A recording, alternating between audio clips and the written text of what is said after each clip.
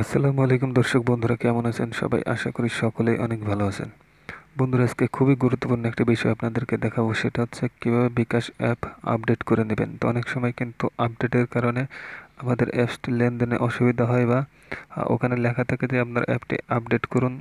তো এক্ষেত্রে কিন্তু কিভাবে আপডেট করতে হয় আমরা অনেকেই জানি না বা বুঝি না, তার কারণে কিন্তু অনেক সময় একটু প্রবলেম ফেস করতে হয়। তো আজকের এই ভিডিওটি দেখলে কিন্তু আপনি খুব সহজেই বুঝে যাবেন কিভাবে আপনি বিকাশ অ্যাপস আপডেট করে নেবেন প্লে স্টোর থেকে।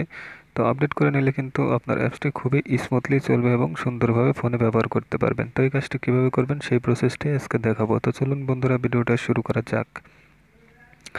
ভিডিওটা শুরু করার আগে আপনাদের কাছে একটা রিকোয়েস্ট, যারা যারা এখনও চ্যানেলটি সাবস্ক্রাইব করেন না, অবশ্যই এরকম নতুন নতুন আপডেট ভিডিও পাওয়ার জন্য চ্যানেলটি সাবস্ক্রাইব করে পাশে থাকা বেল আইকনটি অল করে রাখবেন। আর যারা সাবস্ক্রাইব করেছেন তাদেরকে অসংখ্য ধন্যবাদ। ভিডিওতে একটি লাইক দিয়ে ভিডিওটা শেয়ার করে দেবেন, যেন নতুন বন্ধুবান্ধবরাও শিখতে পারে। তো সরাসরি চলে যাচ্ছে ফোন থেকে প্লে স্টোরের মধ্যে।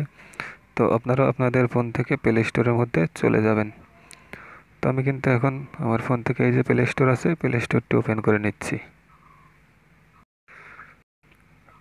তো প্লে স্টোরটি ওপেন করে নেওয়ার পর তো এখানে একটি কথা, অবশ্যই কিন্তু আপনার ফোনে ডাটা বা ওয়াইফাই কানেকশন অন থাকতে হবে। তো প্লে স্টোরে চলে আসবেন, এখানে আসার পরে এই যে সার্চ বার দেখতে পাচ্ছেন, এই সার্চ বারে আপনাদের কি লিখতে হবে সেটা এখন দেখিয়ে দিচ্ছি। সার্চ বারে আসার পর আপনারা এখানে টাইপ করবেন বিকাশ লিখে। তো বন্ধুরা দেখুন, বিকাশ লিখে টাইপ করার সাথে সাথে কিন্তু আপনাদের সামনে কাঙ্ক্ষিত অ্যাপসটি চলে আসবে। তো এটা আপনাদের সার্চ করার পর এখান থেকে সার্চ অপশানে ক্লিক করে দেবেন।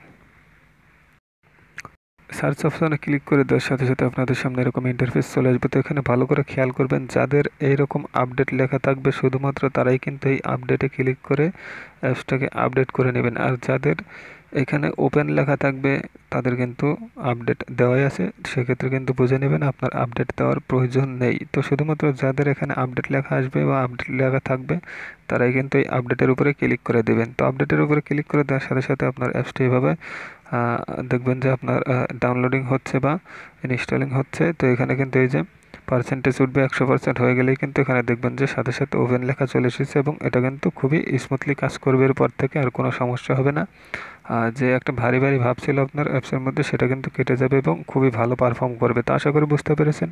তো অবশ্যই সকলেই ফোনের অ্যাপসগুলোকে সবসময় আপডেট রাখবেন, তাহলে কিন্তু বেটার ফিল করতে পারবেন। তো আশা করি বুঝতে পেরেছেন। ভালো থাকবেন, সাবস্ক্রাইব করবেন। ধন্যবাদ।